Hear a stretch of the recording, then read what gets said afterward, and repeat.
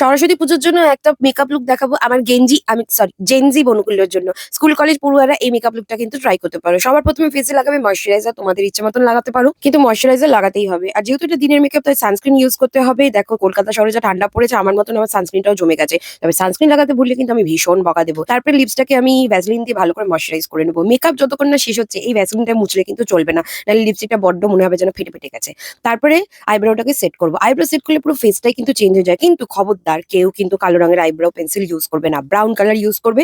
আর শেষের দিক থেকে শুরু করবে, সামনের দিকে হালকা হালকা স্ট্রোকস নিবে। ওকে, তারপরে ছোট ব্রাশটা দিয়ে একবার সেট করে নেবে, ব্যাস আইব্রো সেট। আচ্ছা, এই যে পিৎজা বার্গার খেয়ে খেয়ে মুখের ভেতরে এত তেল জমে গেছে, সেগুলোকে কভার করার জন্য প্রাইমার ইজ আ মাস্ট। প্রাইমারটা লাগাবে তোমার টি জোনে, ঘষে ঘষে লাগানোর দরকার নেই, জাস্ট পোরস গুলোকে কভার করে দেবে। এরপর লাগাতে হবে ফাউন্ডেশন। ধবধবে সাদা কোনো ফাউন্ডেশন নেবে না, পুরো ফেসে অল্প পরিমাণে ডট ডট করে নিয়ে নেবে।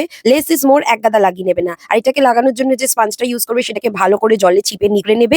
তারপরে ঘষে ঘষে লাগাবে না, কিন্তু ড্যাবিং মোশনে হালকা হাতে লাগাবে। আর নেক এরিয়াটা কিন্তু একদম বলবেন না, নাহলে ফেসটা যখন পুরো হয়ে যাবে না, পুরো ফেসটা সাদা ধবধবে লাগবে আর গলাটা কুচকুচে কালো লাগবে। দেখো কি সুন্দর ব্লেন্ড হয়েছে আমার স্কিনের মধ্যে, মনে হচ্ছে না মেকআপ করেছি। এরপর রাত 2টো অব্দি জেগে ফোন দেখে যে চোখের নিচে কালিটা করেছো, সেটার জন্য লাগবে কনসিলার।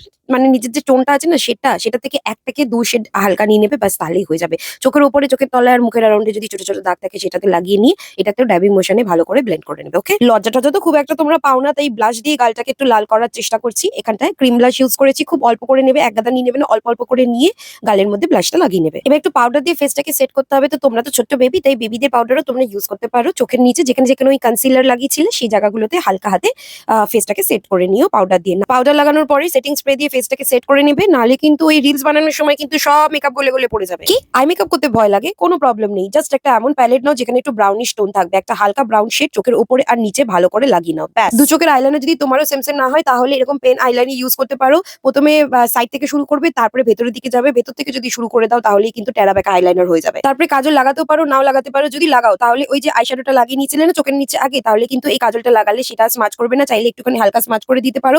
তারপরে লাগিয়ে নাও মাস্কারা যদি ইচ্ছা হয় তো, আর না হলে সেটাও স্কিপ করতে পারো। পর এতক্ষণ যে ভ্যাসলিনটা লাগিয়ে রেখেছিলাম সেটাকে আগে মুছে নাও, তারপরে লিপ লাইনার দিয়ে লিপটাকে লাইন করে নাও। এটা করলে না লিপস্টিকটা দেখতে ভালো লাগে। তারপরে কি শাড়ির ম্যাচিং এ দেখতে খুব সুন্দর দেখে একটা লিপস্টিক পরে নাও। আমি বলবো একটা ব্রাইট কালারের লিপস্টিক ইউজ করো, দেখবে ফেসটা দেখতে দারুণ সুন্দর লাগে। তারপর সোজা চলে যাও আলমারিতে গিয়ে মায়ের শাড়ি আর দিদির গয়নার উপরে খপাত করে কবজা করে নিয়ে সেজে নাও সুন্দর করে। আর কি, ব্যাস রেডি তো হয়েই গেছো। চলে যাও এবারে বন্ধুদের সাথে সেলফি তুলতে, আড্ডা দিতে আর অনেক অনেক রিলস বানাতে। আর হ্যাঁ, যাওয়ার আগে আমার ভিডিওটা তোমাদের কেমন লাগলো সেটা জানাতে কিন্তু একদম ভুলো না। Bye bye.